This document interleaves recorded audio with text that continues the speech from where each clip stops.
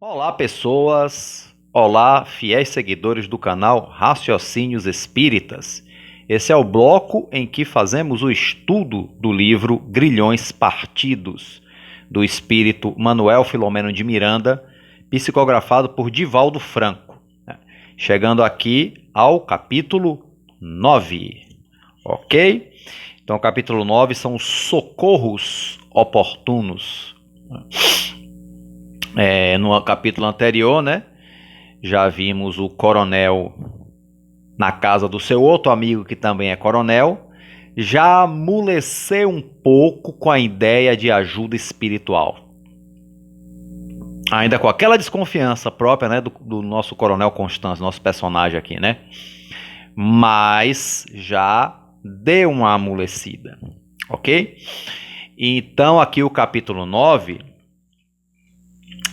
mostra aqui, né, nesse momento aqui, já algumas atitudes também de Rosângela, né, que no capítulo, vocês lembram lá no capítulo 7, né, lá no capítulo 7, advertência e esclarecimento, mesmo porque Rosângela toma uma severa advertência do diretor do manicômio, porque o coronel Medeiros foi lá se queixar dela e tudo mais, né, também teleguiado pelos espíritos obsessores, que também, né, que não querem nenhuma interferência no processo de vingança deles, né, no processo de Esté, que também tem a ver com a família, né, ela é só a maior atingida por ser a médio ostensiva, está no processo de possessão, mas os processos obsessivos diretos também alcançam, né, o psiquismo do coronel Medeiros, e isso já está também o combalindo, né?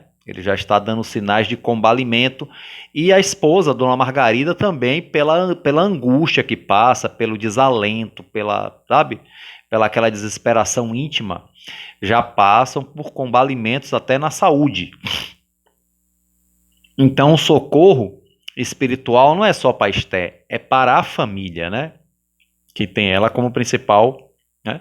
E aí, nesse capítulo 7, advertência e esclarecimento, o diretor chama a Rosângela para dar a advertência severa nela, né?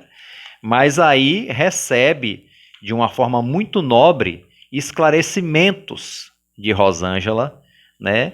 De como a coisa é, na verdade, não magia, feitiçaria, como ela estava sendo acusada. Ela explica isso para o Dr. Newton, né? Que é o Newton Silva, que era o psiquiatra diretor do manicômio que Esté está internada já faz tempo, né?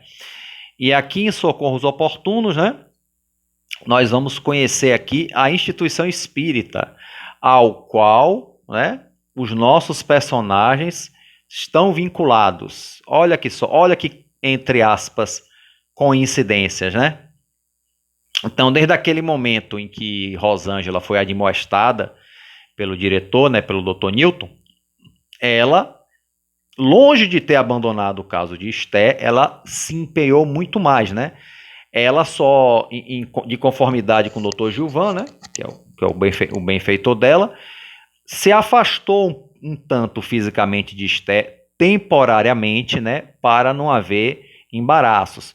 Mas começaram a envolver Esté, né, nesse momento, o nome dela na reunião do grupo, né, o Dr. Gilvan tem um grupo doméstico, né, e faz parte também da instituição espírita, e o nome de Esté foi colocado, né, na vibração, né, sempre vibrando em favor dela, né, e essa vibração fazia, a gente pode pensar que não faz efeito, mas fazia assim, né, não vou dizer que curou assim Dora para auto-obsessão, claro que não, né, mas, né, segundo a descrição de Filomeno de Miranda, né, diz assim, ó, parte da interferência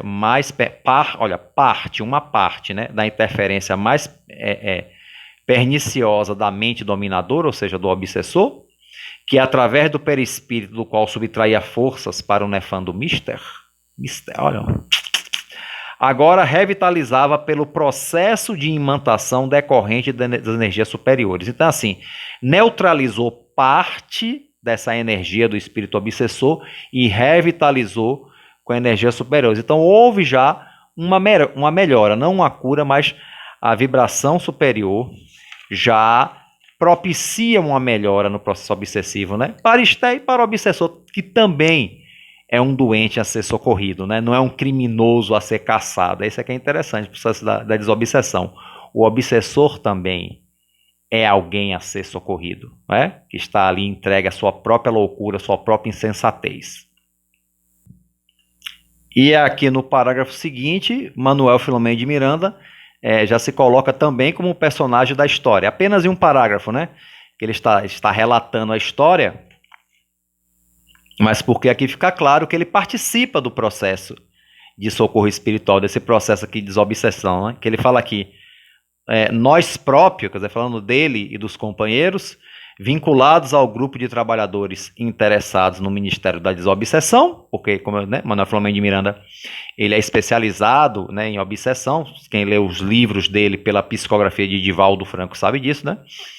Passamos a visitar a enferma. Então, Filomeno, ele visitava a enferma, né, sob a carinhosa tutoria do médico espiritual Bezerra de Menezes, né? O querido mentor da associação a que se vinculava a jovem e devotada Rosângela. Olha só, então esse grupo de espíritos, né, que eram tutelados de Dr. Bezerra, né, junto com Manuel Filomeno de Miranda, também já visitavam Esté no processo de socorro espiritual, e o Dr. Bezerra, ele era mentor da instituição, né, da qual Rosângela frequentava, que Rosângela frequenta aqui na história, ok? Então está tudo interligado, né?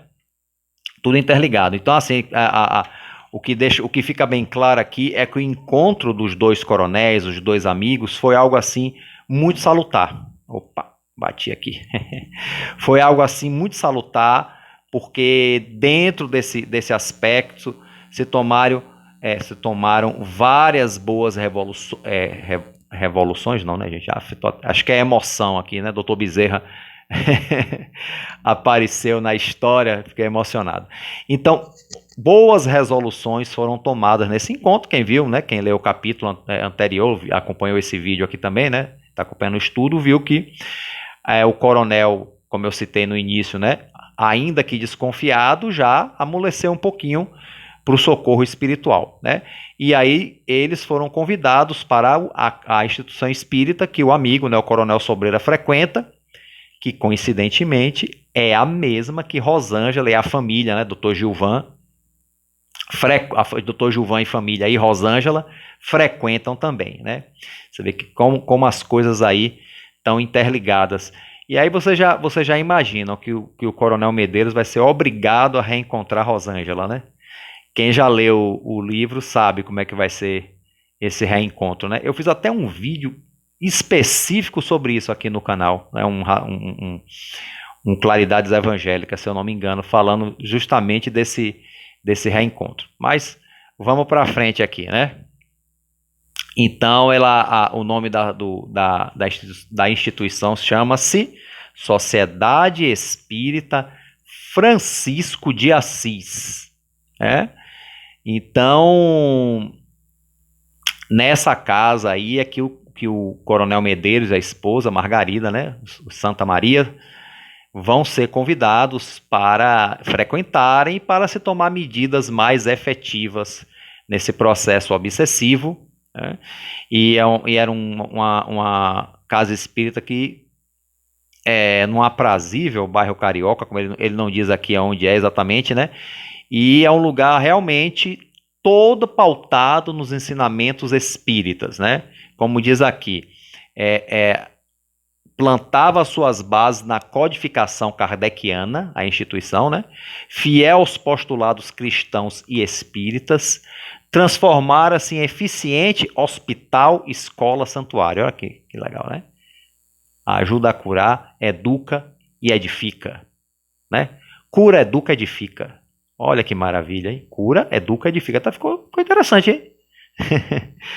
Né? Onde os abnegados mensageiros se congregavam para o labor da caridade. Então, assim, é uma casa espírita séria. Porque tem umas que não são? Tem. A própria Rosângela fala no capítulo 7, né, pro diretor, né?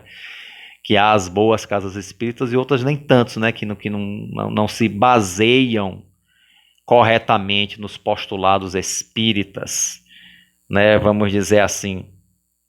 Então essa casa espírita, apesar, né, dela ser pautada no amor ao próximo, a caridade e tudo mais, ela é uma coisa que Filomeno deixa bem claro aqui, eu quero destacar isso nesse vídeo, é que ela não dá espaço à indisciplina, que é muito diferente, né, gente? Isso aqui eu quero realmente destacar aqui nesse vídeo aqui agora, né? Então, durante as atividades, uma coisa que, segundo o relato aqui, procurava evitar-se discussões infrutíferas dentro da instituição, comentários infelizes, né? Ou seja, não é que as pessoas entram na casa e viram santos, vão fingir não, mas procuram se educar intimamente. Porque se a pessoa não consegue se educar dentro da instituição espírita, dificilmente vai se educar em outro lugar. Então, não é que vai fingir ser o que não é. A pessoa vai procurar se educar e, de preferência, pegar essa atitude de autoeducação e não só manter na casa espírita, mas levar para outros ambientes que frequente, porque somos espíritas em qualquer lugar que estejamos, gente. Não existe somos espíritas só no centro espírita, né? Como eu digo, um amigo meu que dizia que existe o Zé do Centro, né? Que é aquele cara que chega no centro, parece que baixa o espírito de luz. Oi, meu irmão, não sei o quê. Fora do centro, é o ser humano dos mais vulgares que existe, né? Isso existe muito aí, Zé do Centro, Zefas do Centro, mulheres também, não só homens, né? Que até nisso temos que ter igualdade, né? Então aqui, esse parágrafo eu vou ler aqui ipsilíteres, que é importante, ó. Embora os ditames do amor que regia todas as atividades da Casa Francisco de Assis, né? A energia dinâmica e a consciência de dever caracterizavam as responsabilidades a todos pertinentes, ou seja, o dever e a responsabilidade eram chamados todos a isso, né? Que não se permitiam a insensatez da impontualidade, porque se nós somos pontuais no nosso trabalho profissional, temos que ser pontuais também nos labores, na instituição espírita, gente. É necessário. É uma questão de disciplina, né? Então, a impontualidade, das justificações inoportunas, coisa é ficar com justificativas sem nexo para não fazer o trabalho, para não ir para o trabalho ou fazer mal o trabalho, né? Das apelações vulgares à tolerância falsa e ao desculpismo, ou seja, a casa é de amor e caridade, mas não passa a mão pela cabeça daqueles que estão entregues a atitudes insensatas, a indisciplina, a uma série de coisas inadequadas ao labor espírita sério. Okay? Não é que o centro espírita vai ser um lugar de gente sisuda, não.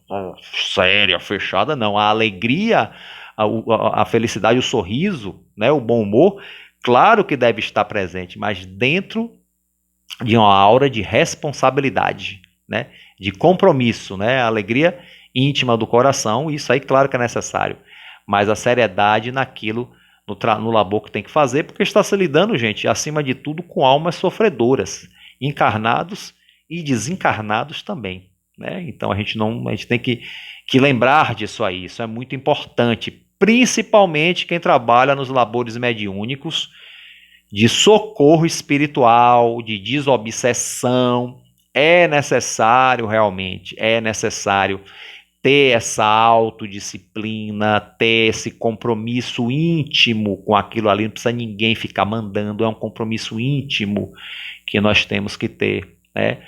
Não assim só com a casa espírita, mas com os princípios espíritas dentro de nós que a gente vai espelhar ali na casa espírita e, de preferência, espalhar por outros lugares também. Ok? Então, isso é importante, né? Porque em razão disso, diz Manuel Filomeno de Miranda, os resultados se evidenciam positivos e prestos, ou seja, firmes, né? Ensejando bênçãos de todo porte, ó, bênçãos de todo porte, de todos os tamanhos, aos que, aflitos de ambos os lados da vida, ou seja, encarnados e desencarnados, ali aportam sequiosos de luz, de pão, de paz. Luz, pão e paz, né? Pão material ou pão espiritual, e por aí vai. Então, a partir daqui, ele descreve os serviços da casa, né? Que a casa tem serviço de socorro espiritual e tudo mais. Então, aqui é vocês lerem um capítulo, né? Eu não vou ficar aqui descrevendo tudo, mas eu quis destacar esse ponto importante, que é essa disciplina, essa responsabilidade com a casa espírita, né? E com relação aos trabalhos desobsessivos, ele ainda junta aqui, ó, considerando todavia o ministério desobsessivo, os cuidados eram redobrados, desde o selecionamento dos membros que constituíam o grupo, ou seja, gente, não se pode botar assim qualquer um, não é questão de discriminação, é questão de preparo, botar qualquer um no labor mediúnico, principalmente desobsessivo, né? A pessoa não precisa ser santo, puro e casto, mas tem que ter um certo equilíbrio, tem que ter um compromisso, tudo isso que eu falei anteriormente, né? Então, os cuidados na escolha desses trabalhadores aqui na Francisco de Assis, e assim deve ser em toda instituição espírita séria, né? São redobrados, até os cuidados e deveres para com o corpo, para com a mente, a alma, o caráter normal, em especial nos dias aprazados para as elevadas incursões no mundo espiritual. Quer dizer, o tempo todo, mas principalmente no dia do trabalho mediúnico. Principalmente no trabalho mediúnico. Tem que ter cuidado com o nosso pensamento e algum cuidado com o corpo também, com a alimentação e tudo mais, como as pessoas que já estão habituadas a isso sabem, né? Então, o Coronel Sobreira, né, que frequenta essa casa, Rosângela também frequenta, tal.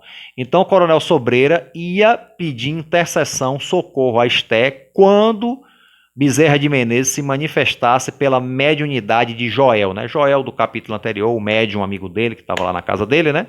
Que o Coronel Medeiros encarou com aquela desconfiança toda, né? Aquele cara jovem, 40 anos, até um porte atlético, né? Como disse que eu não falei isso no vídeo anterior, mas que ele tinha até um porte atlético, e era muito tranquilo, mesmo sendo viúvo, né? Tão jovem, não era revoltado.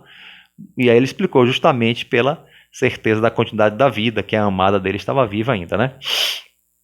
Então ele ia pedir orientação através da psicofonia de Joel, né? E ele realmente assim o faz. E o Dr. Bezerra informa que já sabe do caso, né? Como nós vimos aqui, ele fez a visita a Esté juntamente com Filomeno, ele já sabia, né, do caso e que já estavam se tomando devidas providências, né?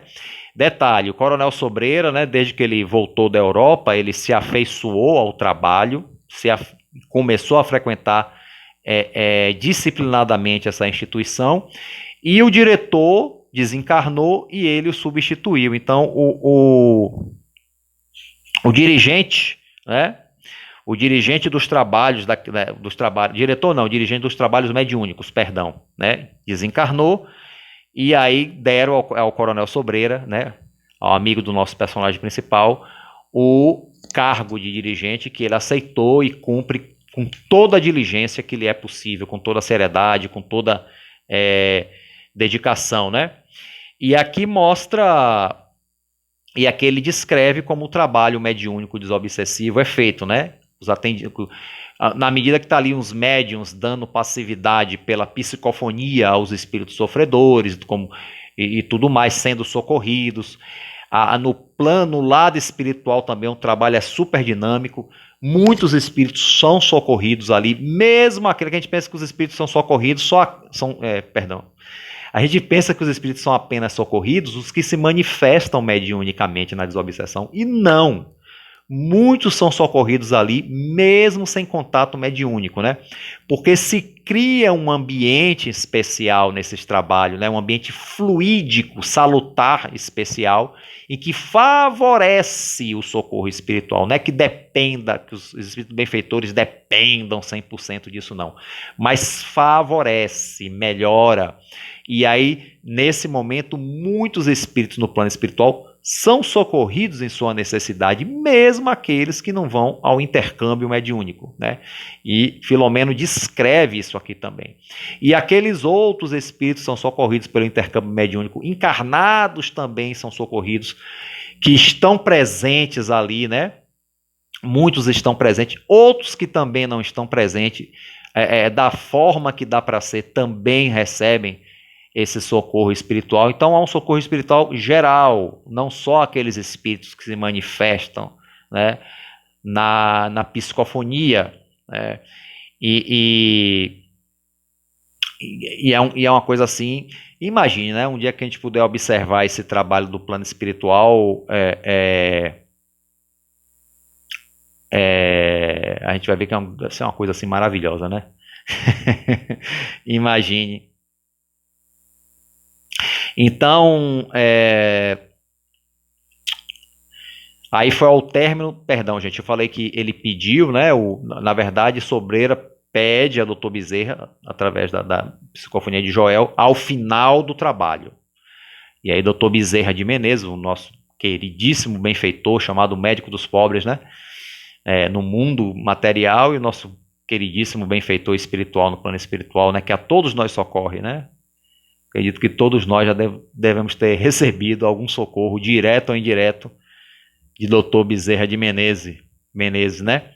Agora, o Dr. Bezerra de Menezes ele disse que vai socorrer, mas esclarece, né, que a situação é uma coisa que tem uma causa, né? E uma causa que gera consequências. Aí ele fala aqui, ó, Dr. Bezerra de Menezes considerou as implicações pretéritas da família, ou seja, há um resgate pretérito, né? Como a gente viu no capítulo em que o coronel, né, o capítulo anterior, o coronel tem um pesadelo, que ele tem aquela visão, claramente é uma visão do seu passado, de encarnação passada, né? E tem uma pessoa do sexo feminino junto com ele, nós deduzimos que possa ser Esther, não fica a certeza, né? Então há questões, resgates dolorosos, pretéritos, né, de encarnação passada. E Dr. Bezerra deixa isso aqui bem claro, ó, considerou as implicações pretéritas da família, ou seja, de todo o grupo familiar, não só de Esther, mas do coronel e de Dona Margarida também, né? E da própria enferma, ressaltando, porém, as dores maternas, né? A dor. Dona Margarida ela é pouco citada na história, né? Pouco se fala o nome dela, inclusive, mas vê-se que ela é uma pessoa que, dentro do silêncio dela, talvez ela tem um sofrimento assim muito intenso, muito agudo, mas como ela não é explosiva igual o marido, fica aquela coisa mais, né? E também não é revoltada igual a ele, né? Demonstrou ser mais receptiva lá na casa do Coronel Sobreira àquelas orientações, né? Fez até, de certa forma, o marido se calar, né? De uma forma indireta, né? O que é muito bom, né? Ela é mais receptiva. Isso é bom para ela, isso é bom para a filha dela também. E Dr. Bezerra, nesse momento aqui da comunicação psicofônica, orienta, né, Sobreira a ele pedir para que o amigo, né, o Coronel Medeiros e a esposa, Dona Margarida, frequentassem a instituição, coisa que ele já convidou, né, na casa dele. Visto que aqui esse capítulo também descreve, né, que aquele encontro deles, né, dos dois amigos e aquela visita à casa do Coronel Sobreira foi um acaso bem arranjado. Ele botou um acaso entre aspas, mas foi um acaso bem programado. Quer dizer, claro, havia o livre-arbítrio. O coronel podia dizer não vou, óbvio, né? Não há uma imposição. Mas houve sim, né? Não foi uma coisa assim ao acaso, né? O acaso não existe, né? Então foi um encontro, podemos dizer assim, orquestrado pela espiritualidade superior, né? Aquele encontro, aquele momento, a presença de Joel também ali, né? Na casa, justamente para que eles fossem sensibilizados, principalmente o Coronel Medeiros, que a esposa, Dona Margarida, sensibilizou-se mais fácil, como eu já disse, e convidá-los à casa espírita. E aqui o Dr. Bezerra, nesse momento aqui, reitera esse convite, né? E ele informa que depois desse momento, ele vai indo visitar a enferma Esther, né? Para tomar algumas providências, né? Então que maravilha, né? O inferno que Esté está passando, uma coisa inominável, mas pelo menos, olha, como Deus a ninguém falta, né? Está recebendo aí a assistência de Dr. Bezerra, da sua equipe espiritual, né? As bênçãos sempre chegam. E o que está se passando é realmente consequência das vidas pretéritas, né? E você pensa, meu Deus, o que de tão terrível essa moça, né, que nesse momento tem 15 anos, é uma menina que de tão terrível ela fez lá no passado para ter essa reação, e o pai dela também, de todo o grupo familiar, né? Pois é, né? Basta a gente observar aí, né, as coisas que acontecem na vida, as coisas terríveis que muitas pessoas fazem. Observemos o presente, não vamos pensar no passado, não. Observemos o presente. Quantas coisas terríveis a gente vê pessoas fazendo, às vezes até a gente mesmo faz, né? E aí, pense como vai ser a encarnação futura, quando chegar às consequências do que está se fazendo agora. E aí a gente tem uma explicação parcial, pelo menos, né? Das coisas. Então é isso aí. Aí encerrou a reunião, encerra o capítulo.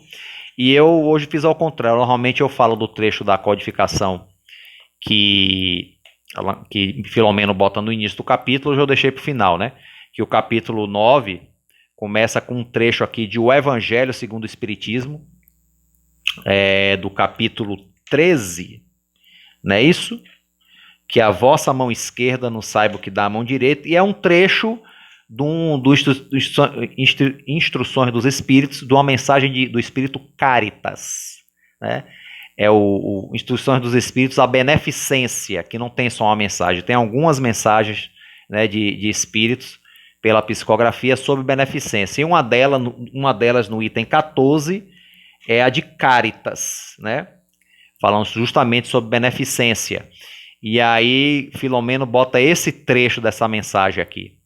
Vós, espíritas, podeis sê-los caridosos na vossa maneira de proceder para com os que não pensam como vós, induzindo os menos esclarecidos a crer, mas sem os chocar, sem investir contra as suas convicções e, sim, atraindo-os amavelmente às nossas reuniões, onde poderão ouvir-nos e onde saberemos descobrir nos seus corações a brecha para neles penetrarmos. É isso aí, gente.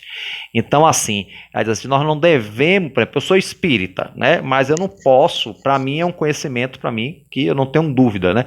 Mas eu não posso impor isso a outra pessoa. Não está usando o espiritismo como algo para agredir, né? Eu posso tentar o quê? Consolar e esclarecer a pessoa até o ponto em que eu não a ofenda, né?